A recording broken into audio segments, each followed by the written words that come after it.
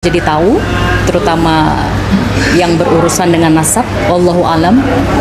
Tapi yang pasti memang saya melihat PW ini memberikan banyak pencerahan, tidak hanya untuk banyak orang, tapi juga untuk saya pribadi, yang awalnya begitu mengkultuskan, mensucikan satu sosok, tapi akhirnya dengan adanya tesis dari Kiai Imad, dengan adanya pengetahuan, knowledge baru dari PWI, ini membuka mata saya lebar-lebar bahwa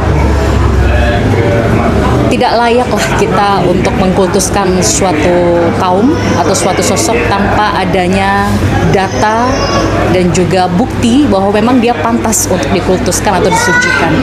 Jadi menurut saya PWI ini bisa dijadikan sebagai satu bentuk persatuan pahlawan baru ya untuk di zaman sekarang ini, di mana zaman sekarang ini adalah zaman yang makin banyak orang-orang tersesat dengan satu aliran, dan PW ini memberikan pencerahan, memberikan jalan untuk kita agar kita menemukan yang benar dan yang hak, yang batil itu seperti apa. Oke. Dari ini semua Mbak ya, dari PWI, boleh saya tanya lebih dalam lagi Mbak, pengalaman pribadi apa yang membuat Mbak sampai kalau saya yang ngerasanya Mbak punya pengalaman yang benar-benar sakit terhadap salah satu sosok itu. Boleh saya ini Mbak, gitu kan? Boleh diceritain kenapa sosok itu yang ini? Oh iya, jadi suami saya adalah seorang mantan suami ya.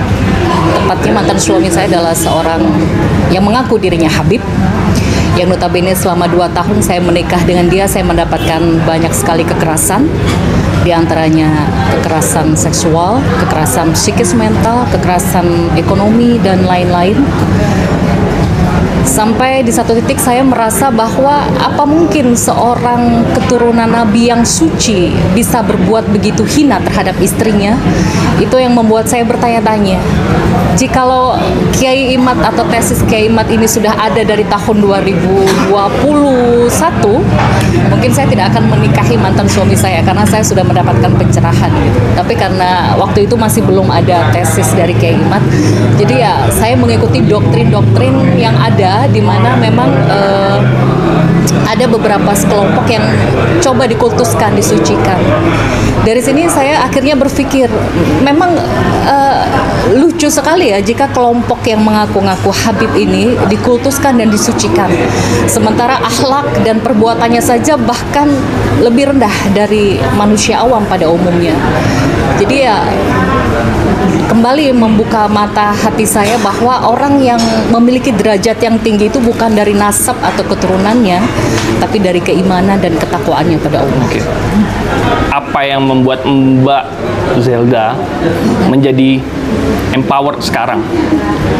Mempunyai power untuk keluar dari zona yang dibodoh-bodohi itu, gitu kan? Apa yang membuat Mbak jadi berani untuk speak up? Ya, saya melihat mantan suami saya, oknum Habib ini kan begitu sombongnya, merasa dirinya suci, dan begitu pula dengan kelompok dia yang lain ya, yang satu kelompok ya. Saya melihat mereka ini dengan brutalnya menzolimi perempuan, tanpa belas kasih. Salah satu buktinya adalah dengan melakukan banyak sekali kekerasan terhadap istrinya sendiri. Menurut saya ini sudah bukti konkret bahwa mereka tidak layak disebut sebagai orang yang suci, apalagi mengaku-ngaku keturunan Nabi. Ini konyol sekali menurut saya. Bahkan orang yang bukan keturunan Nabi saja, saya rasa tidak sampai hati melakukan tindakan tidak beradab seperti ini terhadap seorang istri gitu. Bagaimana bisa seorang suami yang mengaku dirinya seorang Habib, tapi dia menzolimi istrinya dengan luar biasa. Jadi ya, ini bisa dibilang sebagai satu bentuk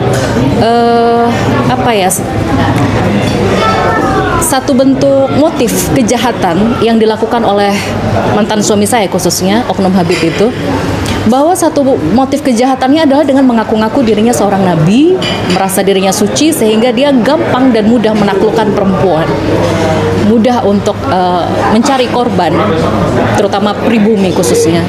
Jadi inilah yang membuat saya empower, begitu berani untuk membicarakan ini di depan publik, untuk mengangkat ini sebagai topik yang tabu tapi memang layak untuk kita bahas, agar oknum Habib seperti ini tidak seenaknya lagi untuk merendahkan kaum perempuan, tidak hanya kaumnya saja tapi juga kaum pribumi khususnya. Mbak, Itu aja sih. boleh nggak disebutin lagi modus-modusnya Mbak ya, gini, ini kan kita sorry guru, ini kita nih cowok gitu kan, dan kita ini merasa bahwa ini Habib ini kan ya Habib ya, oknum Habib yang laki-laki ini bajingannya tuh apa yang dilakukan sama dia, modusnya yang dia, jangan sampai kan kalau Mbak kan sudah korban ya kan, jangan apa yang awal-awalnya sampai dia perempuan-perempuan ini bisa tertarik selain dia mengaku zuriyah. Jadi dia pengen, oh iya, pertama ya kalau saya mikirnya apa karena ganteng, apa karena apa ya, yang tahu bisa perempuan gitu kan ya, boleh kita tahu. Dan dari pengalamannya Mbak, modus-modusnya ini boleh di-sharing Mbak? Ya, yang paling berbahaya itu adalah dia menggunakan topeng ya, menggunakan topeng kehabibannya seolah dia orang suci, menggunakan topeng kesolehannya seolah dia itu lelaki yang baik, yang bertanggung jawab. Dan kalau menurut saya laki-laki seperti ini jauh lebih berbahaya daripada preman. Kalau preman bertato susah cari korban, mundur perempuan. Tapi kalau mantan suami saya ini, dia pakai surban, dia pakai jubah, dia mengagung-agungkan dan menyombongkan nasabnya di mana-mana, sehingga orang mau tidak mau akan tunduk dengan dia. Jadi ini topeng yang sangat berbahaya sekali menurut saya. Jadi kenapa saya speak up seperti ini? Bukan saya membuka aib suami atau bagaimana, tidak. Ini adalah salah satu bentuk jihad saya agar tidak ada lagi perempuan yang dihinakan oleh dia, agar tidak ada lagi korban-korban perempuan yang direndahkan oleh dia, karena dia ini brutal loh.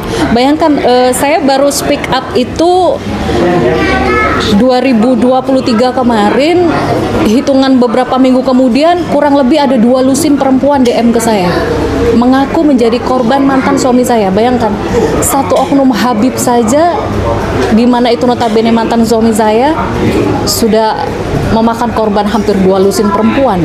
Dan itu masih banyak lagi DM-DM lain, oknum Habib yang lain gitu. Jadi menurut saya ini fenomena yang luar biasa ya.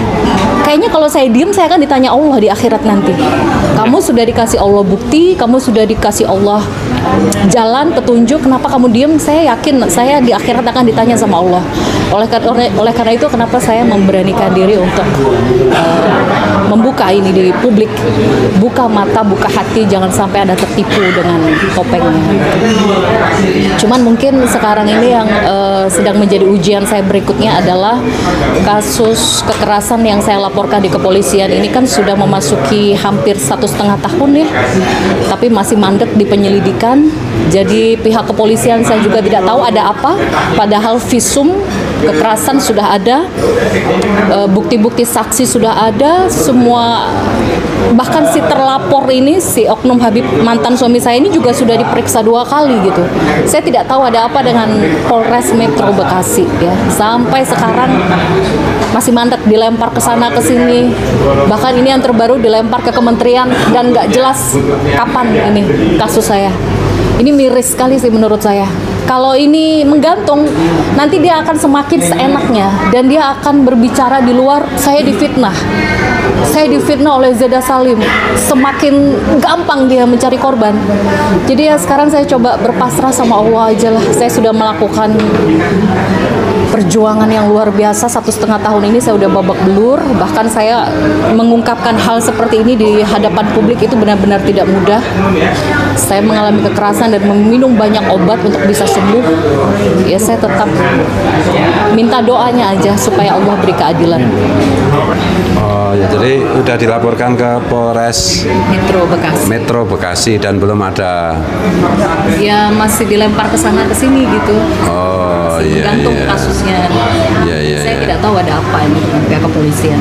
Ya ini harus jadi atensi Polres Metro Bekasi dan Pak Kapolri. Pak Prabowo harus dengar ini. Apa yang disampaikan Mbak Zeda ini nggak ditindaklanjuti, mungkin Pak Prabowo perlu ganti Kapolrinya itu. Ya karena saya ngikuti apa yang disampaikan Mbak Zeda itu benar 1,5 tahun, dan ya beliau udah terlalu sering speak up di media, dan tetap aja laporannya nggak diproses ya Mbak? Diproses tapi menggantung. Oh ya menggantung gitu ya. Jadi penyelidikan belum naik. Jadi kalau penyelidikan itu namanya bukan penyidikan ya, namanya nggak dijalankan itu proses hukum. Padahal sudah 1,5 tahun ya Mbak ya. Iya, padahal sudah ada visum, sudah ada saksi-saksi gitu. Komnas Perempuan bahkan sudah. Komnas Perempuan ya juga sudah bersaksi. Terus Pakai mungkin mau menyampaikan. Saya yakin kita semua punya saudari perempuan ya. Kalau ibu kita perempuan, kita punya saudara perempuan, kita punya anak juga perempuan. Artinya ini adalah suara jeritan nyata, faktual, bisa dibuktikan, dan beliau sudah speak up dengan lantangnya selama 1,5 tahun ini. Kalau sampai kemudian ini dipeti eskan atau tidak jalan atau mandek, ada apa? Pertanyaan besar ini yang bisa menjawab adalah kepolisian itu sendiri. Kepolisian pasti memiliki pimpinan. Kalau kemudian pucuk pimpinannya itu tegas, sebagaimana selama ini yang digembar-gemborkan, nah pasti apa yang menjadi berita yang viral ini, yang menjadi konsumsi publik dan menjadi perhatian bersama ini, pasti dia akan turun. Kalau sampai kemudian Pak Kapolri tidak juga mengambil tindakan atau tidak ada kebijakan yang yang secara gerak cepat, maka patut dipertanyakan kepemimpinan beliau. Maka nun sewu, Bapak Prabowo Subianto, ini rakyat Anda berjanji bahwa tidak akan pernah terjadi apa yang pada masa penjajahan, Honden and Inlander for Verboden, anjing dan pribumi dilarang masuk, pribumi dipersamakan dengan anjing. Ini ada pribumi Nusantara, dan beliau mendapatkan direct message sekitar 250 korban kalau nggak salah begitu, tidak hanya lebih, 2 lusin, dan di daerah-daerah itu juga banyak sekali pelaporan, dan itu bisa dirunut beritanya di media sosial, banyak sekali. Artinya kalau ini tidak menjadi perhatian dari negara, maka ini sama dengan negara melakukan pembiaran, negara melanggar hak asasi dari warganya sendiri, negara membiarkan penindasan, berarti negara menjadi penindas, dan ini tanggung jawab dari Pak Kapolri untuk segera mengeksekusi dan menindaklanjuti ini dengan sebaik-baiknya. Mohon Bapak Presiden, mohon Bapak Kapolri, saya yakin ini akan didengar oleh panjenengan berdua. Terima kasih. Ya, saya tambahkan sedikit. Jadi intinya pihak penegak hukum yang terhormat ini sedang mempermasalahkan status pernikahan saya. Saya kecewanya di mana? Saya kecewanya mengapa pihak kepolisian, pihak kejaksaan tidak fokus pada kasus kekerasannya. Mengapa fokus pada status pernikahannya? Karena saya hanya menikah secara agama. Jadi mereka beralasan ini tidak bisa diproses kemungkinan besar karena hanya pernikahan siri atau agama. Ini lucu, konyol sekali menurut saya. Apakah ini berarti di luar sana mungkin ada zeda-zeda yang lain, seorang istri yang sudah dinikahi sah secara agama dengan rukun yang sah, kemudian dia mengalami kekerasan, dia tidak bisa mendapat keadilan. Ini konyol menurut saya. Kita ini menikah di hadapan Allah dengan saksi yang sah, dengan rukun-rukun yang sah, tapi pada saat mendapatkan kekerasan kita tidak dilindungi. Yang sedang kita tuntut sekarang ini kan bukan uang, bukan harta, bukan gonogini. Kita sedang menuntut keadilan. Kita mengalami banyak kekerasan loh.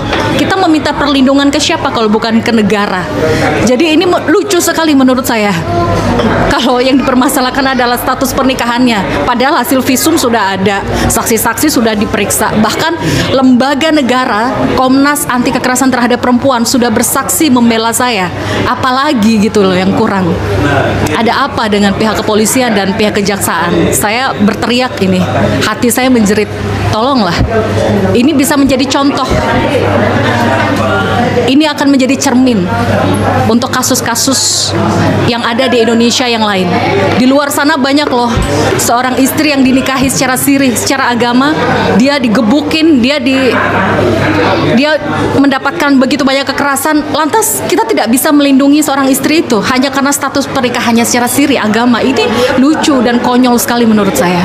Jadi saya memohon kepada pihak penegak hukum agar sudahlah, tidak usah mempermasalahkan status pernikahan saya. Toh saya dan juga mantan suami saya sudah mengaku ada pernikahan.